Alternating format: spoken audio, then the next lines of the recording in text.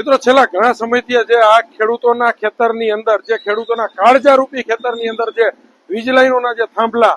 આ જે કંપનીઓ દ્વારા ઠોકી બેસાડવામાં આવે છે, ઠોકી બેસાડવાનું એટલા માટે કહું છું કે આ જે ખેડૂતોના કાળજારૂપી ખેતરની અંદર તાનાશાહી સરકારના તંત્રને સાથે રાખી એક પણ રૂપિયો વળતર ચૂકવા વગર આ તાનાશાહી સરકારના તંત્રને સાથે રાખીને કંપનીઓ દ્વારા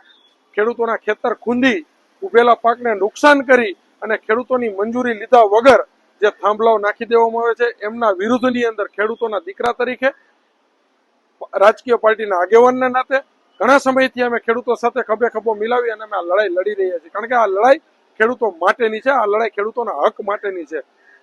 પછી વાંઢિયા ગામ હોય, જેતપર ગામ હોય, કોંઢ ગામ હોય કે જે વિસ્તારની અંદરથી અત્યારે આજે વીજ લાઈનો પસાર થઈ રહી છે એમના પ્રશ્ન માટે થઈ અને ખેડૂતના દીકરાના નાતે અમે જયારે લડી રહ્યા હોય ત્યારે જયારે અમે આહવાન કર્યું, આમ આદમી પાર્ટીના આગેવાન તો સાચી વાત છે, પરંતુ સાથે સાથે હું એક ખેડૂતનો દીકરો પણ છું અને ખેડૂતના દીકરાના નાતે જયારે આ હક માટેની લડાઈ ખેડૂત માટે લડાતી હોય ત્યારે અચૂકપણે અમારો સાથ સહકારને સહયોગ એમને આપવો પડે એ પણ મારી પણ એક ફરજ બને છે. ત્યારે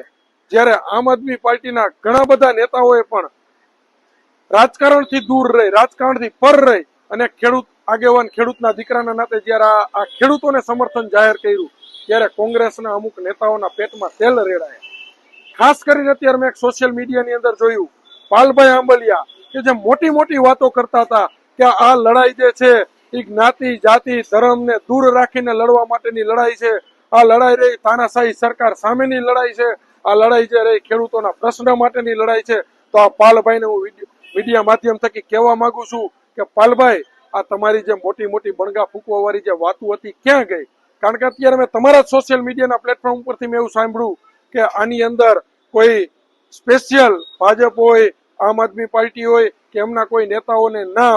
આવું તમારું સ્પષ્ટીકરણથી તમારો આવો સંદેશ મેં અત્યારે સાંભળ્યો છે. તો અત્યારની જે આ લડાઈ છે એને તમે પ્રાઇવેટીકરણ કરી, પક્ષપાત ઉભો કરી અને ખેડૂતોને ગુમરાહ કરી અને તમે તમારી પ્રાઇવેટ કોંગ્રેસ પાર્ટીના રોટલા શેકી રહ્યા છો. કારણ કે જયારે આ લડાઈ લડવા માટે થઈને તમે નીકળ્યા હોય અથવા અમે નીકળ્યા હોય ત્યારે ખેડૂતના આગેવાન ખેડૂતના દીકરાના નાતે આપણા તમામની ફરજ બને છે કે આ જે બેરી મૂંગી સરકાર રહી એને આપણે બધાએ સાથે મળી અને એને જગાડવી જોઈએ, એને ઢંઢોળવી જોઈએ અને ખેડૂતના હક માટે આપણે બધાએ સાથે લડવું જોઈએ.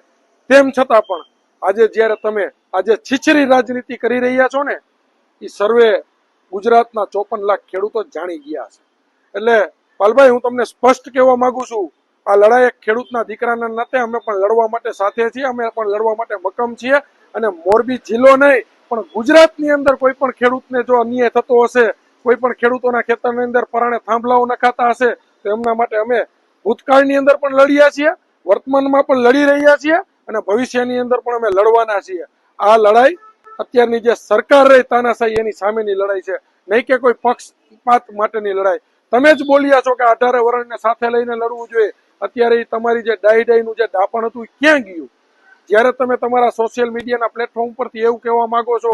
જે કોઈ પાર્ટીના આગેવાનો આવી જશે, આમ છે, ફલાણું છે, ઢીકણું છે, આ રીતના તમે જે લોકોને ગુમરાહ કરી રહ્યા છો,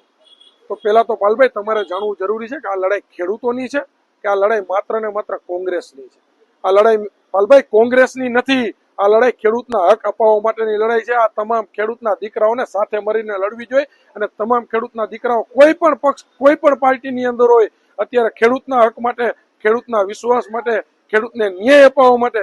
પછી સત્તાધારી પક્ષનો હોય તો પણ ભલે, આમ આદમી પાર્ટીનો હોય તો પણ ભલે કે કોંગ્રેસનો હોય તો પણ ભલે, પણ ખેડૂતના દીકરાના નાતે કોઈ પણ વ્યક્તિ જો કઈ સાથ સહકાર ખેડૂતને દેવા માટે આવે ને તો એમને વધાવવો જોઈએ અને આપણે બધાએ સાથે મળી ખંભે ખંભો મિલાવી અને આ લડાઈ લડવી જોઈએ, નહીં કે આની અંદર પક્ષપાત કરીને.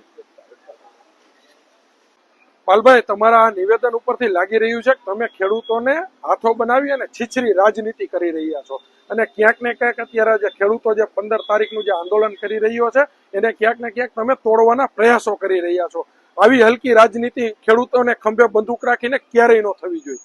જય જવાન, જય કિસાન.